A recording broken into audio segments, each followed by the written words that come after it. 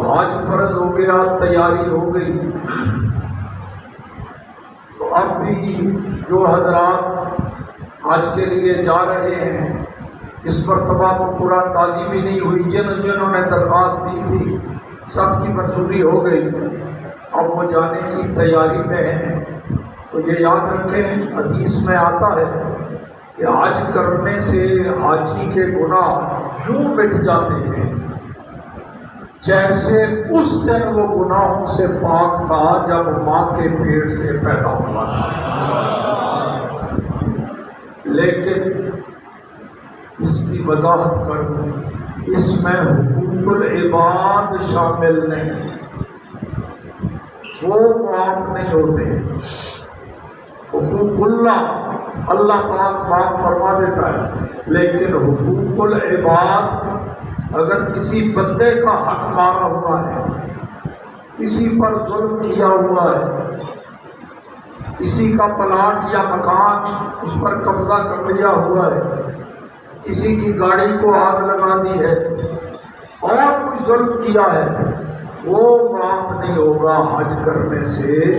وہ جس پر ظلم کیا یا جس کا حق مارا ہے، جب تک اس کا حق ادا نہیں کرے گا یا اس سے معاف نہیں کرائے گا، معاف نہیں ہوگا۔ اور اگر معاف نہیں کرایا تو دنیا میں اگر نہیں بھی دے سکا تو قیامت پر پکڑا جائے گا۔ اس واسطے حقوق العباد کو ملحوظ خاطر رکھتے ہوئے حج پر جانے کی اللہ نے توفیق دے دی، تو ذرا نظر کر لو اپنے عزیز و اقارب میں، رشتہ داروں میں، محلے داروں میں کہیں کسی پر کوئی ظلم و زیادتی کی ہو، کسی کا حق مارا ہو، اس کو مطمئن کرو۔ اگر زیادتی تمہاری طرف سے ہے تو معذرت کرو، کسی کا حق دبایا ہوا ہے واپس کرو، معاف کرو، تاکہ اللہ اپنے حقوق معاف کرے، حقوق العباد کی بھی معافی ہو، تو پھر صحیح مزہ ہے حج کرنے۔ اب حاجی حضرات تیاری کر لی، حج کی ڈیٹ آ گئی، جانا ہے ایئرپورٹ پر۔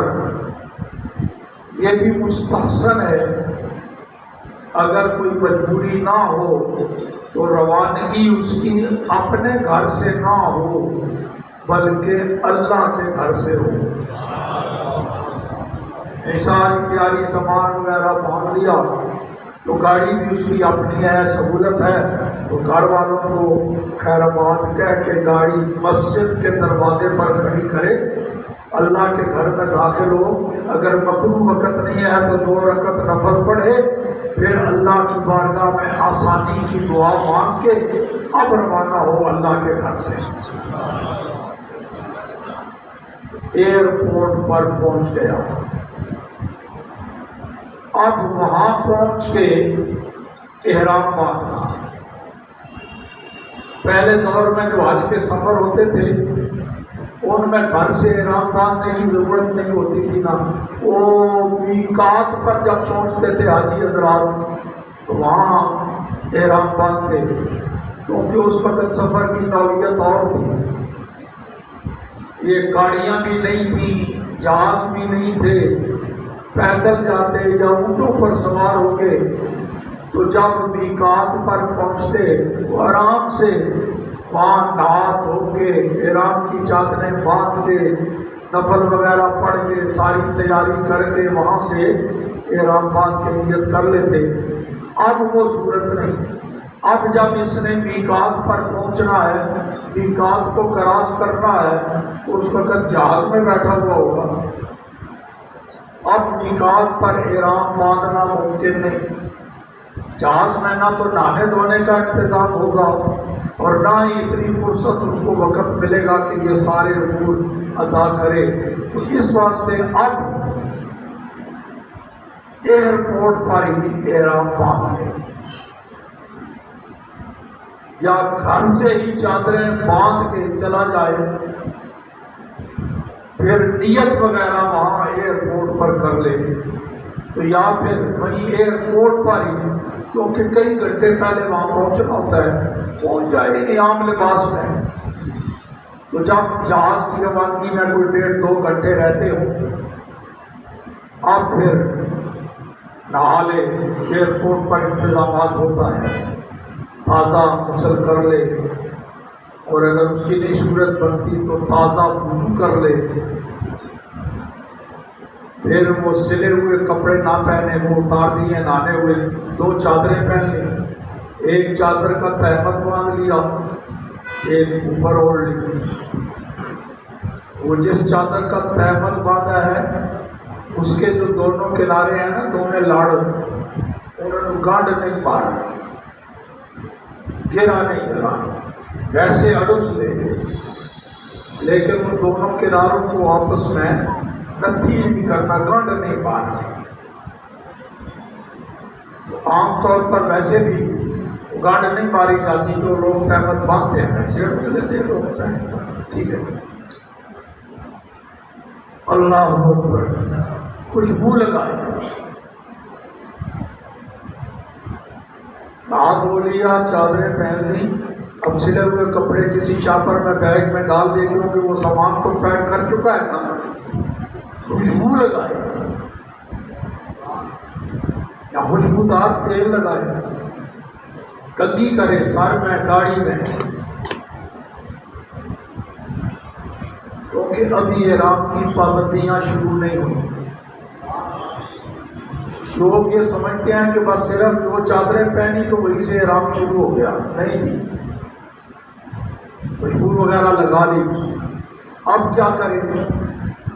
اب 2 رکعتیں نماز نفل ادا کرے، یہ احرام کے لیے نماز ہوتی ہے. لیکن اگر مکروہ وقت ہے جس وقت میں نماز نفل پڑھنا منع ہے، پھر نہ پڑھے، وہ بھی پڑھ لیے، سر پہ کپڑا رکھ کے پڑے.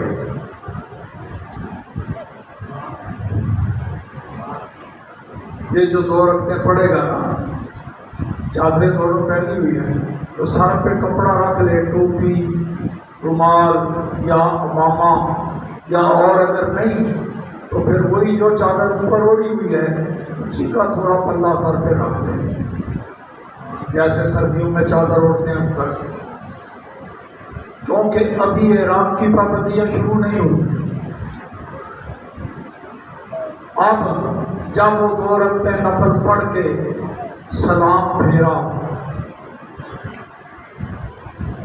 اب کیا کرے؟ اب کرے نیت.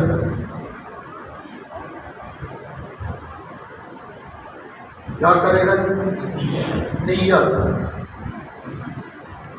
پھر لبیک کہے، تلبیہ کہے، کم از کم 1 مرتبہ کہنا تو واجب ہے، ورنہ بہتر ہے کہ جب بھی بولے تو 3 مرتبہ ضرور لبیک اللہم لبیک 3 مرتبہ کہہ لیں. یہ 4 کام جب اس نے کر لیے، اب احرام شروع ہو گیا. 2 چادریں وغیرہ پہن لی. نمبر 2 رکعتیں نفل پڑھ لیے. نمبر 3 نیت کر لی. اب بھی احرام نہیں شروع ہوا. جب تلبیہ کہہ لیا، یہ 4 کام ہوئے، اب احرام شروع ہو گیا. اب احرام کی پابندیاں شروع ہو گئی.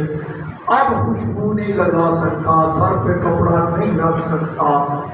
اس کے بعد اگر نماز بھی کوئی پڑھے گا تو ننگے سر پڑھے گا.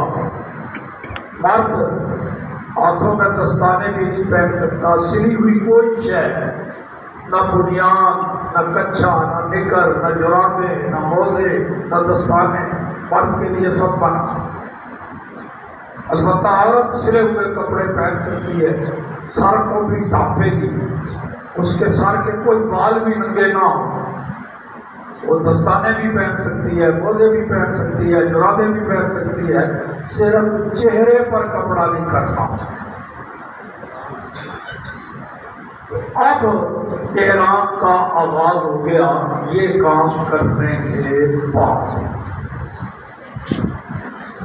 اور یہ بھی بتا دوں کہ بعض حضرات جب وہ دو چادریں باندھتے ہیں نا تو سجا بازو کندھا ننگا کر لیتے ہیں، چادر بازو کے نیچے سے گزار کے کھبے موڑے پہ رکھتے ہیں، نہیں تو یہ مکروہ ہے۔ یہ صرف اس وقت کرنا ہے جب کعبے کا طواف کرے گا۔ کئی لوگ شروع سے ہی پورے جب لہرام باندھتے ہیں تو ویسے نہیں، ایسے جیسے عام چادر اوڑھتے ہیں نا دونوں کندھوں پر، جب کعبے کا طواف وہاں پہنچ کے کعبے کا طواف کرنے لگے گا اس سے پہلے پھر یہ پورا بازو اور کندھا ننگا کر لے اور احرام کی چادر ادھر سے نیچے سے گزار کے اور اس کا بھی پلہ جو ہے کھبے موڑے پہ رکھنا ہے۔ یہاں ایک اور ضروری بات توجہ دلاؤں کہ میں شرعی مسائل کے ساتھ ساتھ انتظامی چیزیں جو ہیں وہ بھی بتاتا جا رہا ہوں تاکہ حاجیوں کو آسانی رہے۔ آپ کو بتا دیا کہ احرام کی پابندیاں کب شروع ہوتی ہیں، 4 کام کر لیے تھا۔ اچھا بعض دفعہ یہ ہوتا ہے کہ حاجی نے یہ 4 کام کر لیے، احرام کا آغاز ہو گیا تو وہ جو پہلے خوشبو وغیرہ لگائی ہے نا اس کو اب دھونا ضروری نہیں، وہ بے شک خوشبو لگی رہے، اب نئی خوشبو لگانا منع ہے۔ یہ نہ کریں کہ اب میں احرام باندھا کو خوشبو آ رہی ہے تو وہ بے شک آتی رہے، اس وقت پابندی نہیں تھی۔ اب جب پابندی شروع ہوئی تو اس کے بعد خوشبو نہ لگائے۔ تو بعض دفعہ یہ ہوتا ہے کہ حاجی نے احرام باندھے، یہ 4 کام کر لیے، اب احرام کا آغاز ہو گیا، پابندیاں لاگو ہو گئی، ادھر سے اعلان ہو گیا کہ جہاز 6 گھنٹے لیٹ ہے یا فلائٹ کینسل ہو گئی ہے، آج نہیں کل جائے گی۔ اب وہ احرام سے باہر نہیں آ سکتا، احرام کی خلاف ورزی نہیں کر سکتا کیونکہ احرام شروع ہو چکا ہے۔ 4 کا سلے ہوئے کپڑے نہیں پہن سکتا، اگر اس کو وہاں سے گھر بھی لوٹنا پڑا، خدا نخواستہ ایسی صورت کے فلائٹ کل ہو جاتا ہے بعد، وہ احرام کی حالت میں رہے گا، یہ پابندیاں برقرار رہیں گی، ننگے ساری نماز پڑھے گا۔ اس الجھن سے بچنے کے لیے یہ بتا دوں کہ ایسا کرے، غسل وغیرہ کر لے گا، خوشبو وغیرہ لگا دی، سارا کچھ غسل کر لیا، سلے ہوئے کپڑے اتار دیے، چادریں بھی پہن لیں، نفل بھی پڑھ لیے، مگر نیت ابھی نہ کرے اور نہ ہی لبیک کہے۔ جب جہاز پر بلا لیا جائے، جہاز میں بیٹھ جائے اور جہاز اڑ جائے، اب نیت کر کے تو اب لبیک اللہم لبیک کہے، اب احرام شروع ہوگا۔ اس صورت میں اگر خدا نخواستہ وہ صورت پیدا ہو گئی کہ جہاز آج نکل جائے گا، لیٹ ہے، تو ابھی پابندیاں ختم نہیں ہوئی، چپ کر کے چادر اتار کے سیتے ہوئے کپڑے پا لے، کوئی نہ گناہ ہے نہ کوئی دم لازم آئے گا، کام پھر سے تو یوں